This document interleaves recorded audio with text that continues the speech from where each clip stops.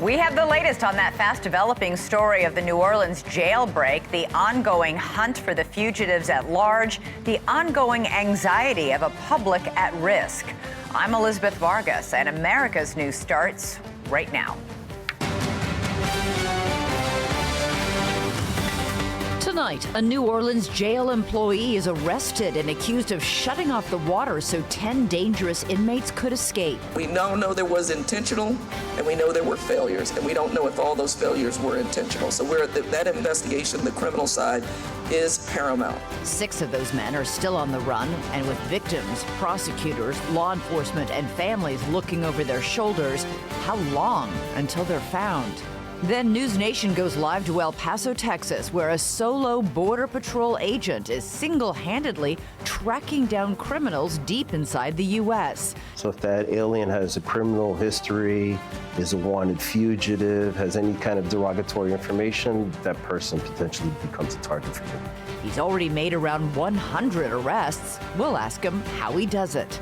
And life with a brain implant 1 year later. We're checking in with Neurolinks' first recipient more than a year after he let Elon Musk put a chip in his head that allows him to use a computer with his mind. What life has been like since we last spoke to him.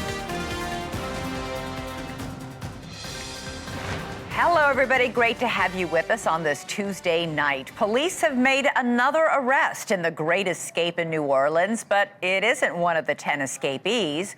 33-year-old Sterling Williams is a maintenance worker at the Orleans Parish Justice Center.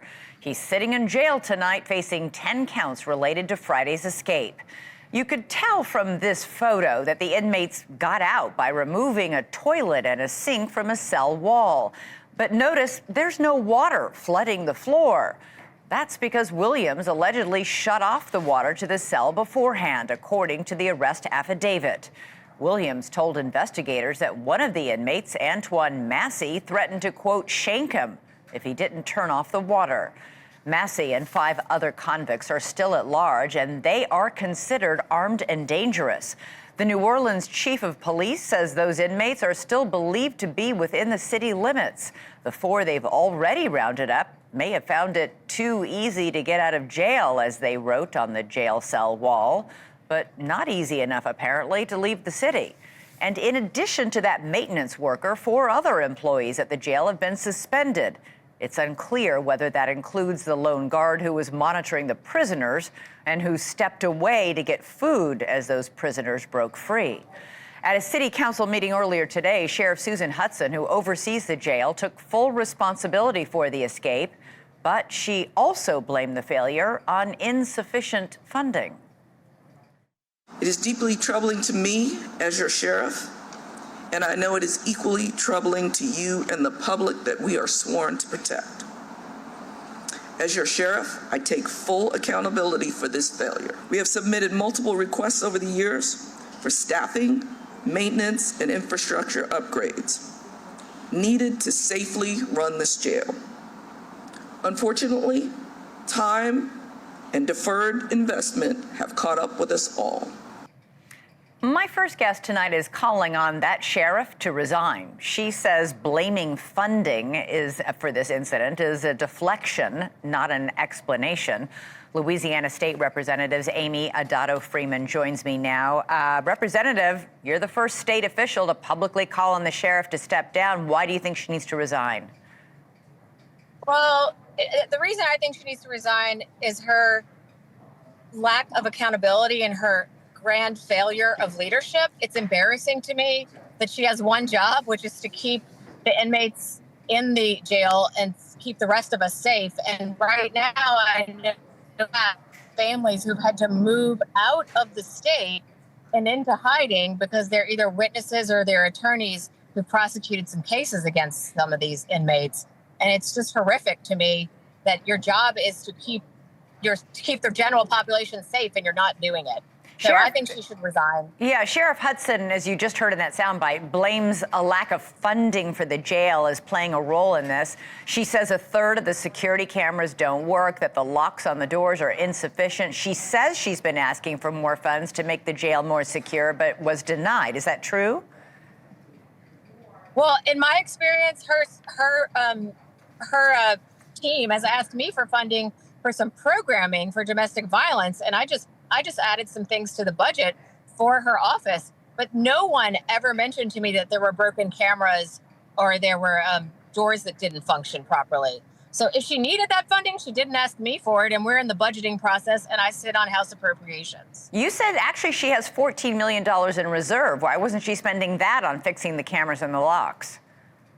Exactly. She could use that money and leverage those funds and bond them out. I mean, there's a lot of ways to run a budget. I'm on the budgeting committee. I run my own business. I understand budgeting. Clearly, the sheriff doesn't understand budgeting, or she would have budgeted for infrastructure first. Infrastructure is critical here.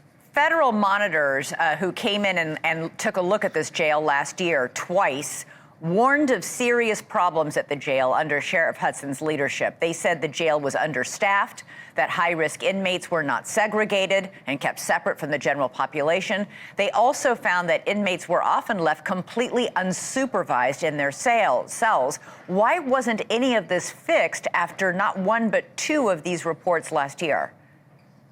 I wish I knew the answer to that, because this is why I think she should resign. If you've already been given the instructions on how to fix the jail, you should fix it.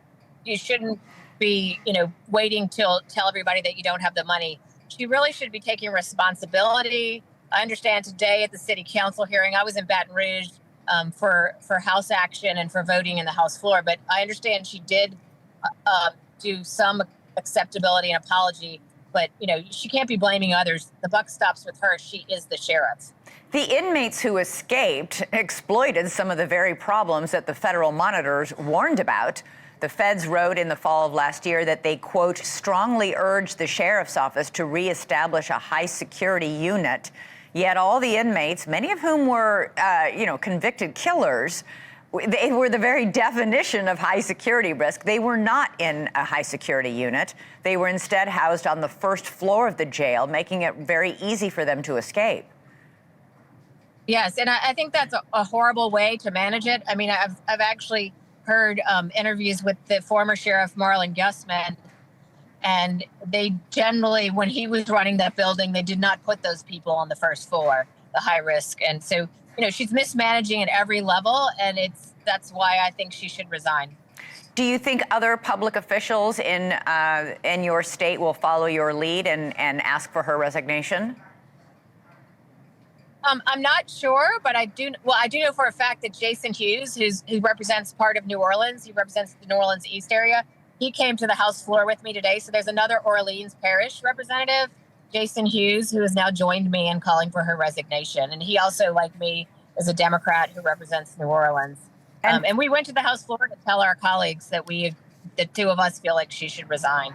And finally, you mentioned in your first answer about the fact that so many of the witnesses who had testified in these escaped inmates' trial proceedings, the prosecutors who had prosecuted these men, they have left the state and gone into hiding. How big a safety issue is this for the public at large in New Orleans and the surrounding areas? Well, this could be huge. I mean, we have a lot of senior citizens. We've had carjackings against senior citizens. I'm really worried about where these inmates might go. I mean, we now have a $20,000 reward for any information leading to the capture of each inmate, which I hope will help in finding them. But right now, the fear is, we have a lot of older women who go to church daily, and they're not going to their church services because they're afraid something might happen to them with these kind of people running through the street. Louisiana State Representatives Amy Adado Freeman, thank you so much for joining us. Really appreciate it. All right, let's bring in two men who know a lot about hunting people who don't want to be found. Lenny DePaul is the former chief inspector and commander with the U.S. Marshal Service, and Bobby Chacon is a former special agent with the FBI. Great to have both of you here. Lenny, I want to ask you about this arrest today of this maintenance worker at the jail. How often does this happen, that a jail employee is arrested for helping inmates escape? Well, I don't think it happens too often, and I'm kind of shocked that this guy was even able to get that close to these inmates. I mean, think about that. Hopefully he's jumped on board Team USA and he's telling authorities, everything that was said or what kind of a plan there was. But, yeah, I was a little taken back when I heard about it. Bobby, the maintenance worker says he was threatened that he would be shanked, stabbed, if he didn't help them by turning off the water in cell 6, where they made their escape. The Attorney General today made it clear she didn't believe he was truly in danger, that he had ample opportunity to tell other jail officials and employees that what the inmates were asking him to do. Yeah, once these guys were out the door and off that loading dock, I mean, I think the danger to him had passed. And so, you know, what prevented him for those 7 or 8 hours from picking up the phone or contacting someone? But I think Lenny's right. I mean, how on earth do you have a civilian who's not trained as a corrections officer in close proximity to these inmates? I mean, that should never happen. That's another mismanagement of this facility. Well, and according to authorities, Bobby, he was questioned repeatedly, denied playing any role in this escape before finally coming clean. Yeah, I mean, it's, you know, look, we saw the woman last year, the year before, the jail employee in the South go away with the murderer. We've had Dannemora, where another female employee inside the prison helped those prisoners escape. It's to me, it's not uncommon. It usually does take some help from the inside and then obviously help from the outside. And I think in this case, the guys who were the ringleaders of this little caper, I think had some help from the outside, and they'll be the hardest to catch. Lenny, the Attorney General also said that, you know, this shutting off the water wasn't a one-time event, that presumably the inmates could not have cut through that pipe and through that wall all in one night. This had to have happened several nights in a row. Do you agree with that? No, no doubt. I mean, this was pre-planned. It was well orchestrated. You know, obviously they got help from the inside, and I'm just hoping now they got 4 under right now and 6 to go. I'm hoping those 4. I mean, they're not facing that much of a penalty or a sentence as these other guys that are still on the run for murder. But I'm hoping they jump on board Team USA as well and kind of give up the candy store. So, you know, keep your fingers crossed with that.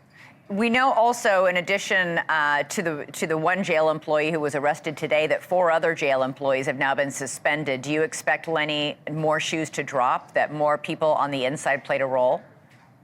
Sadly, I do. I mean, I think there was much more, you know, more people involved. You know, again, it'll be interesting to see how this whole thing plays out. But as far as the investigators go, right now they're chasing a ghost. I mean, they've gone dark. They're off the grid. And, you know, hopefully they can put this thing to bed sooner than later.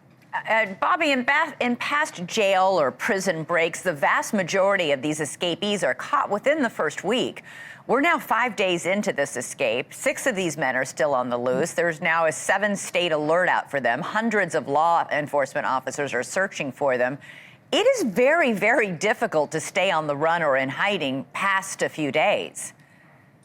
Well, in past escapes, though, too, Elizabeth, I mean, we've had 1, 2, maybe 3 inmates at most. I don't think we've ever had 10 inmates go at the same time. I mean, not in my recent memory. And so literally, like I said from the beginning, this was 10 manhunts. This is not one manhunt going after one guy or 2 guys. I mean, this is 7 separate individuals, now 6 separate individuals, and you have to think of it as, you know, 6 separate fugitive investigations taking place simultaneously. I don't think they're together. I think they purposely split up to make it harder for authorities to get on them. But I think right now there's 6 separate fugitive investigations going on. Lenny, do you agree with the police chief of New Orleans, who believes that the 6 who are still on the loose, all, by the way, accused or convicted of extremely serious crimes like murder and attempted murder, the police chief thinks that they're still in New Orleans.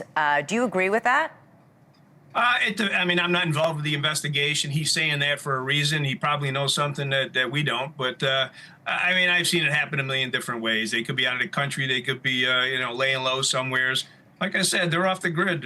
They've gone dark. They're not communicating. But, you know, they're putting that puzzle together and connecting the dots. And, Elizabeth, I always say you can run, but you can't hide. And when you run, you only go to jail tired.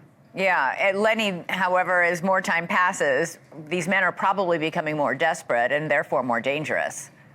Desperate people do desperate things. And you know, again, they're sleeping with one eye open. Human instincts turn into animal instincts. They'll make a mistake. Bobby, do you think in most cases these men go someplace they know where there is support? I mean, think about all the ways we can track people these days. These men can't be, they can't leave electronic, you know, trails behind them. How are they getting money? This is when you start to actually game it out in your head. It is very difficult to do what they're doing and to stay off the grid as long as they have. Absolutely, Elizabeth. And remember, these guys have already been subjects of a big investigation that landed them in jail. So authorities know a lot about them. They've been interviewed. Their families have been interviewed. There's a case file on each of these guys that is pretty thick. It's a murder case file in some cases. And so the investigating agencies of the original crimes has a lot of information on these guys. They know their family members. They know their contacts. They know their friends. They know their criminal associates. It's all in that original arrest file. So they are starting with a pretty thick file on some of these guys. All right, well, let's hope that pays off and pays off soon. I know a lot of people are extremely afraid in that area, have fled the state because they're afraid of their own personal safety. I think there will be a huge sigh of relief once these 6 are caught. Lenny DePaul, Bobby Chacon, thanks as always for joining us. Thank you. All right, coming up, you've heard of the Iron Dome in Israel. Well, now America could be getting its own Golden Dome. We're live at the White House, where President Trump just announced his most ambitious defense project to date. Plus, he was the first person to let Elon Musk insert a chip into his brain. He joins us live for an update on how his life has completely changed. Bill O'Reilly on Cuomo. Bill, what am I saying that you don't like? Everything. America's favorite sparring duo with TV's liveliest, most honest debate. You were right in your analysis. Tonight at 8, 7 Central, only on NewsNation. Like any man and any president, Donald Trump has his share of shortcomings, but an inability to think big is not one of them. Today, one of his bigger and some might say more fanciful ideas came a big step closer to becoming reality. President Trump unveiled his plans to build a missile shield system to protect the U.S., and he calls it the Golden Dome, sort of like Israel's Iron Dome that was partially funded by the United States and deployed in 2011. Now, the Golden Dome would protect the U.S. against missile attacks from North Korea, say, or any place else. And while it would constitute a major acceleration of the militarization of space, the Pentagon has been warning about growing threats overseas. It says the newest missiles developed by China and Russia are so advanced that updated counter-defense systems are actually necessary. President Trump declared today in the Oval Office that the Golden Dome will be complete before the end of his term. Once fully constructed, the Golden Dome will be capable of intercepting missiles, even if they are launched from other sides of the world and even if they are launched from space. And we will have the best system ever built, but including hypersonic missiles, ballistic missiles, and advanced cruise missiles. All of them will be knocked out of the air. Remember, President Trump had directed the Department of Defense to develop options for the space-based interceptors in an executive order that he signed in his very first week back in office. Like any big government idea, the Golden Dome comes with a big price tag. The Congressional Budget Office estimates that the project could cost as much as $542 billion over the next 20 years. But President Trump says he has a way to make a down payment and that it will actually cost much less. NewsNation's Kelly Meyer joins us live now from the White House. Kelly, President Trump was actually saying this could be a fraction of the $500 billion. It's still billions, though, and a lot of billions. Yeah, that's right, Elizabeth. And the cost is being put on Congress here. And the president saying today that he doesn't think he'll have any problem getting support there. He's already putting in that down payment, as you mentioned, in his, quote, big, beautiful bill. Take a listen to this. I'm also pleased to report that the one big, beautiful bill will include $25 billion for the Golden Dome to help construction get underway. That's the initial sort of a down deposit. And we have probably, you're talking about, General, we're talking about $175 billion total cost of this when it's completed. So So he's talking $175 billion. He's also talking investment in America with this, saying it will all be made in America, talking about jobs from Alaska to Georgia, Florida to Indiana. And some of those state senators were in the Oval Office today, including Indiana Senator Banks, who talked about Fort Wayne, Indiana, being the one that would make some of these satellites. As you mentioned, President Trump did first order for the Golden Dome back in January, but today was the announcement around the design and who's going to take the lead on this. It's going to be the Space Force General heading up this program that he says doubles down on protection for the homeland against threats from China and Russia. President Trump says this will take less than 3 years to complete. Secretary of Defense Pete Hegseth calling this, quote, a game changer. But my sources in the defense world tonight, Elizabeth, saying let's see if this gets funded first. Elizabeth. Yeah, that seems to be the big question right now on Capitol Hill as they battle over the budget. Kelly Meyer, thank you so much.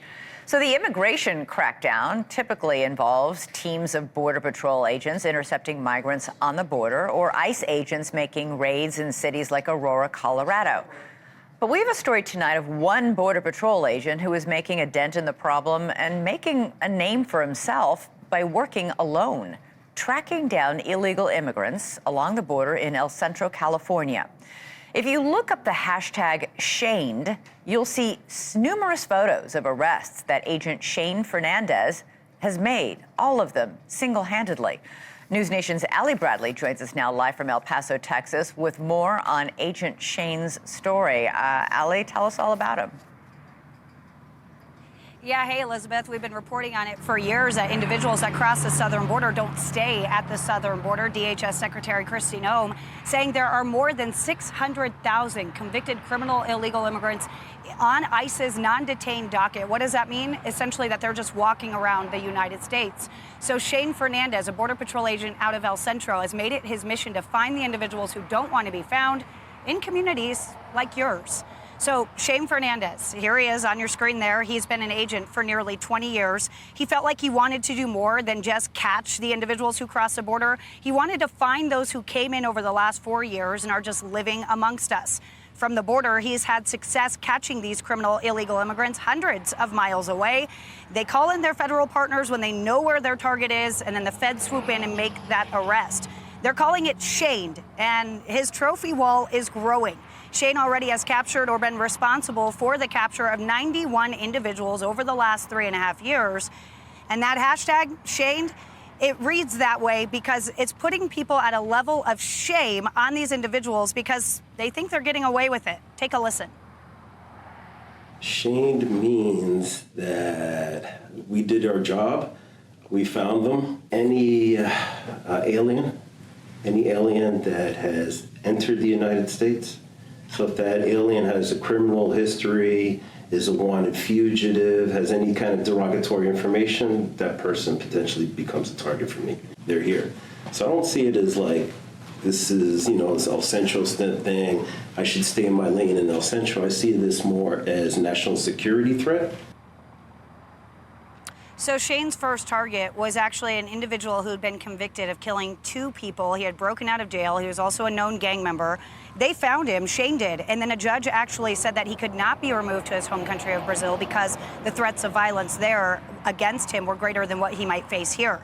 So I mentioned that individual right there that you're looking at, Elizabeth, he's back on the streets. Shane caught him once, going after him again. They say they think they know where he is. They're going to go after him. I mentioned his personal, Elizabeth. Shane's a dad. He says most of his targets, who he actually goes after, are people that are convicted of crimes against children. He doesn't want it to happen to anybody else or his own family, Elizabeth. Wow. All right. Allie Bradley, live from Texas on the border. Thank you so much, as always. Coming up for us, explosive testimony about the JFK assassination in a hearing on Capitol Hill today. Our next guest says the CIA is slow-walking the release of those remaining JFK files, all of which have been ordered to be released, including 5 key documents. We'll get into what those 5 documents are next.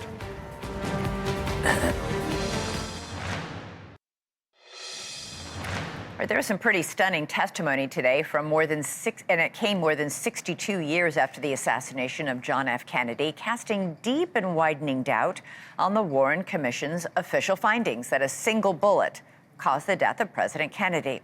The commission, remember, found that Lee Harvey Oswald acted alone when he fired shots from the Dallas Book Depository. Well, living witnesses to that dark day in American history testified today at the second hearing of the House Task Force on the Declassification of Federal Secrets. One of those witnesses was a doctor who was there at Parkland Memorial Hospital, where Kennedy was brought after the shooting. Dr. Don Curtis testified today that he saw 3 wounds to Kennedy's throat, head, and back, positing the shot to his throat came from a gunman on a nearby railroad trestle. And how are your findings different from the government? The government wanted the president to have died from the window, from the bullets fall from the window, because that would have caused the Harvey Oswald to have done it. And they went to great lengths to make those 2 bullets do the job. And those 2 bullets did not do the job. It wasn't just Dr. Curtis who was taking the stand. There were also other witnesses and allegations of tainted medical files, fake X-rays, and lost bullet fragments, even parts of the president's brain gone missing, as well as entire critical files that allegedly vanished, never to be seen again. All this happening even with the Trump administration's release of thousands of previously withheld documents on the JFK assassination. Joining us now is Jefferson Morley. He's a journalist and author and editor of the JFK Facts Substack newsletter. He testified last month at the very first House committee hearing on the JFK assassination files. So you were in the first hearing. I'm sure you watched the second one closely. What did you make of what you heard today? Well, I thought it was remarkable that you had 5 witnesses from 5 men who had personally experienced the government's attempts to block them from investigating JFK's assassination. And the testimony we heard was quite convincing from multiple witnesses that the CIA is obstructing, did obstruct, and is obstructing the JFK investigation to this day. You know, Representative Luna called attention to the fact that she's asked the CIA and Director Ratcliffe for 5 JFK-related documents that are clearly relevant to the assassination. And the CIA said they would produce none of them in time for this hearing, and that they might not produce them ever. And so, you know, it was remarkable that that was really laid out on the line, and the ball is in the CIA's court. How do they explain the fact that they are withholding these records to this day, even in defiance of Trump's order? I was just going to say, hasn't the president ordered these documents, all of them released? How can the CIA continue to withhold them? Well, you know, Representative Luna told me that she had a conversation with a CIA official last week, and she said that they promised her that they would produce 4 of the 5 records within a week, no date specified, and no guarantee that she would get all of them. So that alone is a non-cooperative attitude towards the president's order. And it's really disturbing because it's very consistent with what these other witnesses said. Dr. Curtis talked about being treated in a coercive, abusive way by Warren Commission lawyer Arlen Specter. He actually said he was, quote, terrorized by the Warren Commission. I was struck by his choice of that word. Yeah, I mean, there was a real effort to intimidate people out of coming forward. Secret Service agent Abraham Bolden testified remotely at 90 years old to talk about how he had been railroaded and put in jail because he raised questions about Kennedy, the security procedures around Kennedy. So really powerful testimony of people who saw this firsthand. And now the ball's in the court of the Trump administration and the CIA. Are they going to produce these records or not?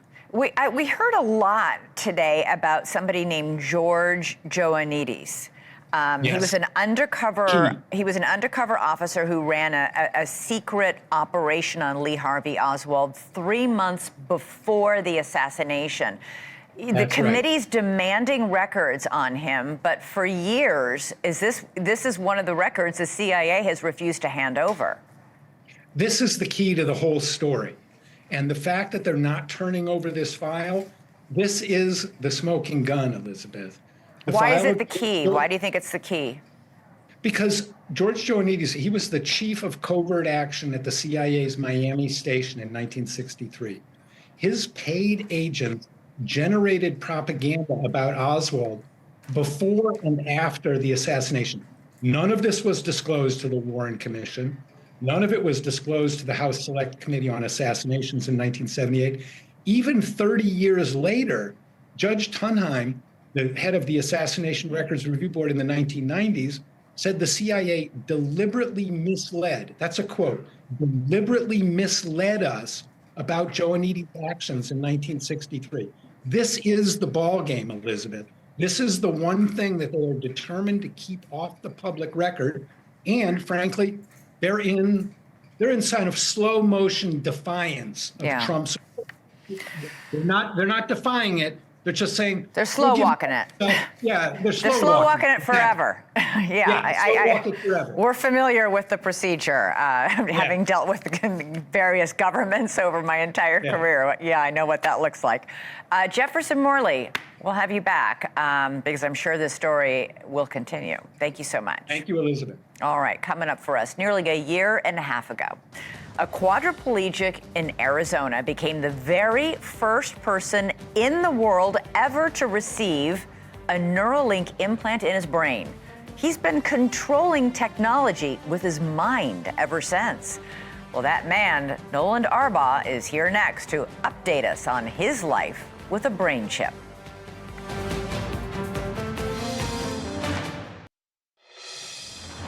The boundary between science fact and science fiction continues to blur, and BCIS, or brain-computer interfaces, are accelerating this process. At this moment, around the world, about 100 people are living with tiny computers inside their brains, and that number is set to double in the year ahead.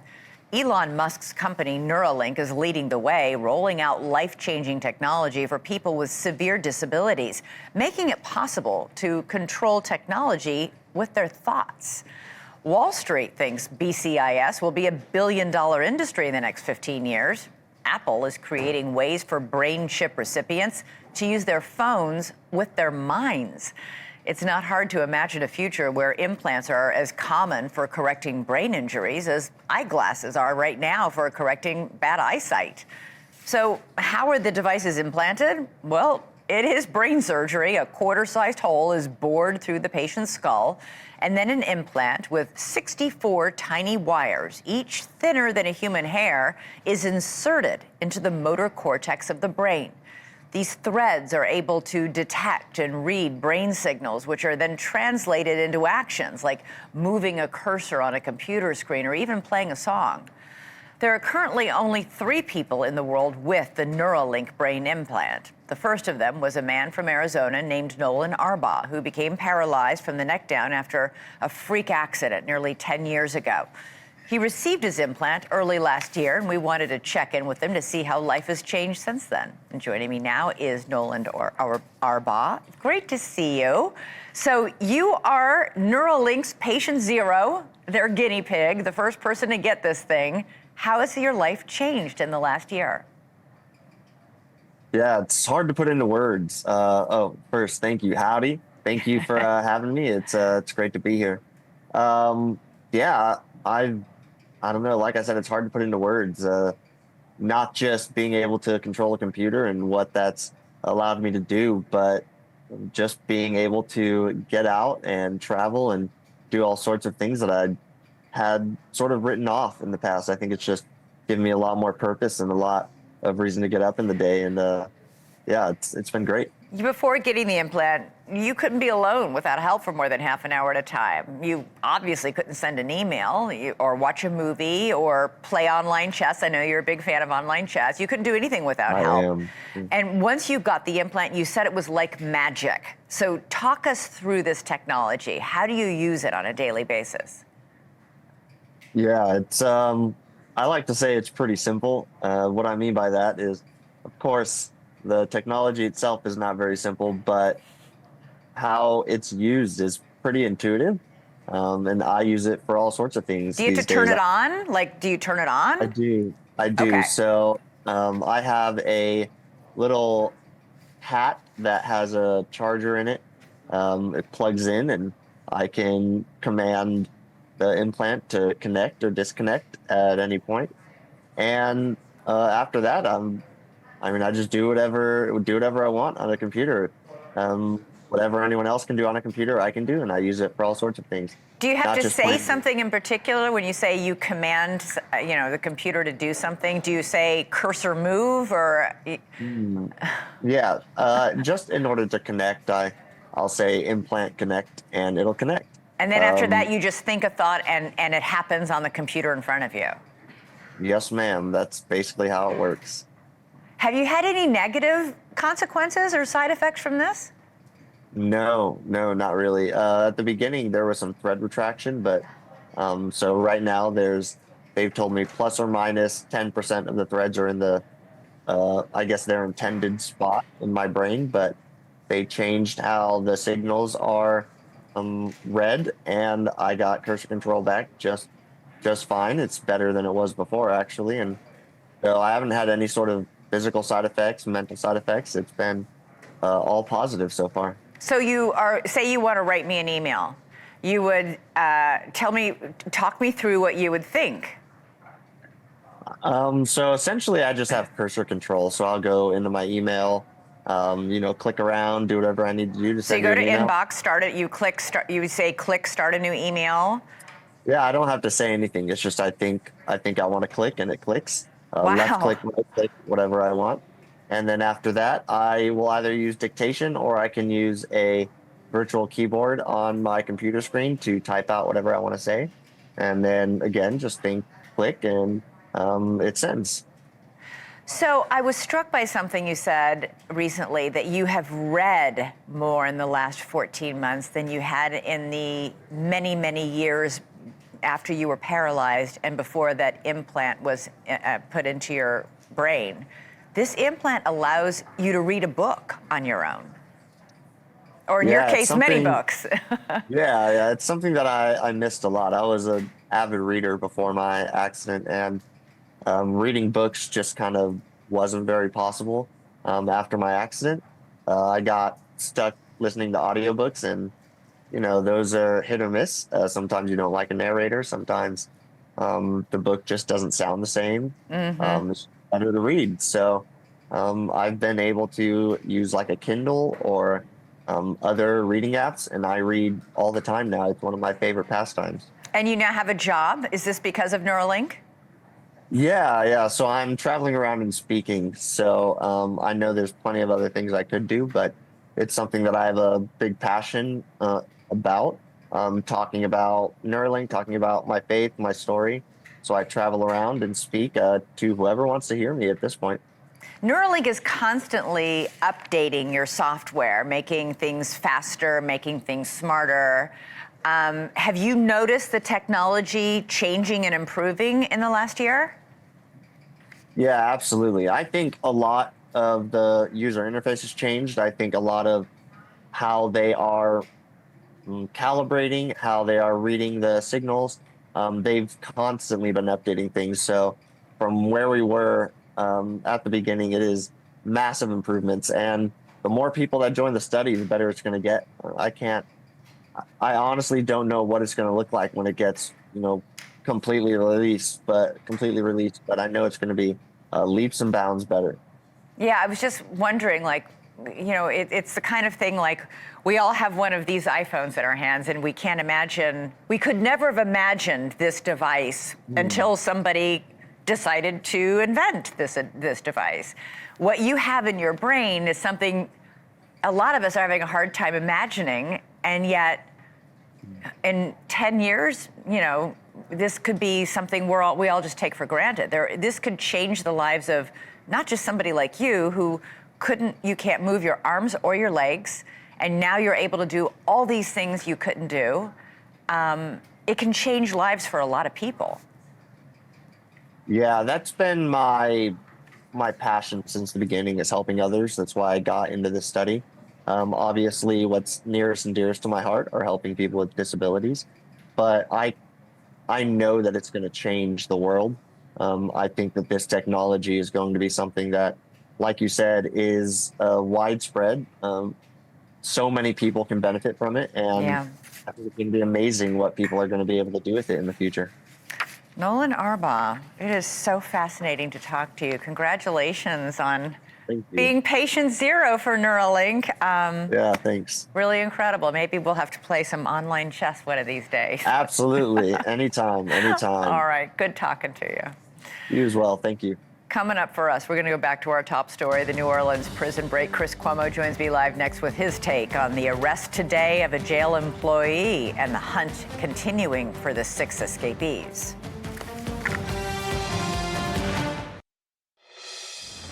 All right, Chris Cuomo joins me now. Chris, you're going to be talking to the governor of Louisiana, Jeff Landry, about this massive jailbreak in New Orleans. Boy, are there a lot of fingers pointing at who's responsible. Blame to go around because you got a systemic breakdown. I'm interested in the governor's take. I'm suspicious because always good to have the chief executive on, Governor Landry. First time I think I've had him on this show. But is this another episode where everything's got to go through the political meat grinder now and become about one side versus the other? Or does he really know something about what was put into effect as policy at the local level that made this more possible? Remember, it's dicey for the governor. The governor's in charge of prisons in the state. Well, this was, there were federal monitors who twice last year issued reports on that jail saying, boy, there are big problems here. You guys need to fix them. And it doesn't look like anything was done to fix any of the issues that the federal monitors identified last year. Welcome to government. Yeah. So right? Great. And that's why people want to privatize, but then if you privatize, they only want the prisoners that are easy to keep, so it's an interesting story. What's most interesting is that we've never seen this many people get out at once. Never. So. Huge, and they're still on the loose, 6 of them tonight. All right, Chris Cuomo, it's all yours. Have a great show, my friend.